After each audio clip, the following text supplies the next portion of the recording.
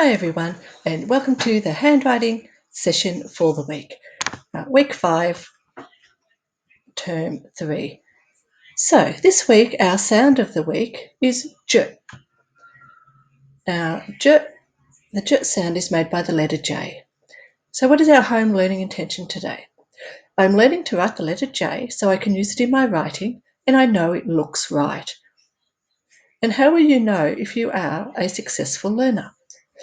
You'll know you're successful if you can start your J in the right spot, if you can trace over the letters that have been written for you, if you can copy the letters underneath, and if you practice forming the letter J correctly when you're writing during the week.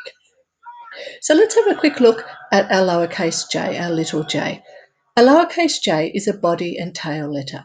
That means that it takes up the body space, which is the space between the solid line and that first dotted line, and it also goes below the solid line to the space underneath the solid line.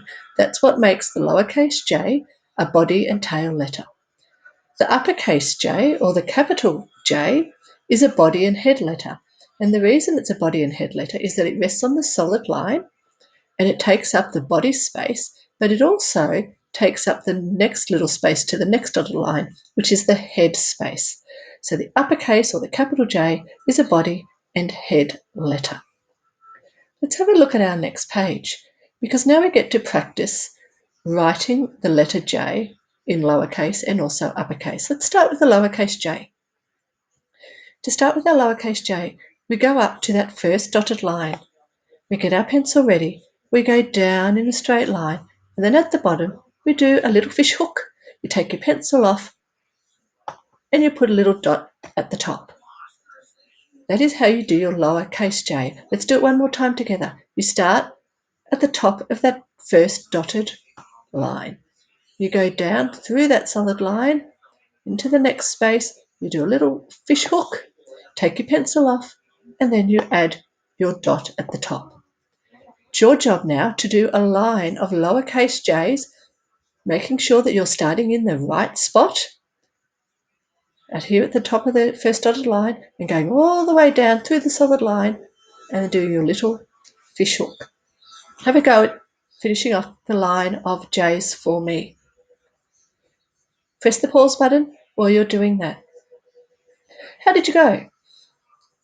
I hope you got through your line of lowercase j's. Now let's have a look at our uppercase j's.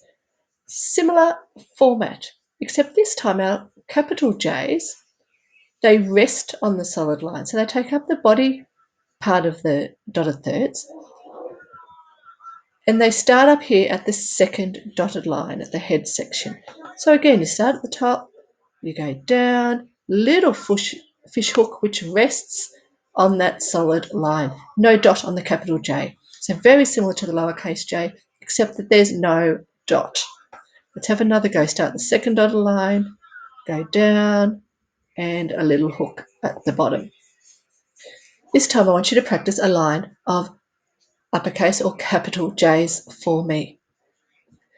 Once you've done that, there's a space underneath to have another go at practicing your lowercase j's and your capital J's. So have a go. Do lots until you're happy with them, making sure they're sitting where they need to on the lines, especially if you're a grade 1 person.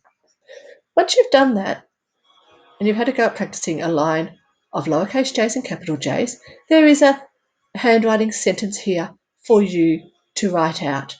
Jumping jellyfish jiggle on the jam. J, j, j, j, j, j, j, j, j. So you can write that little J poem into your book and really concentrate on where you're starting your letters. So when we're writing this sentence, we're not just looking at the letter J, we're looking at lots of other letters as well. Have a look at where they're sitting on the lines and try and make yours do the same. Happy handwriting, everybody. See you next time. Bye.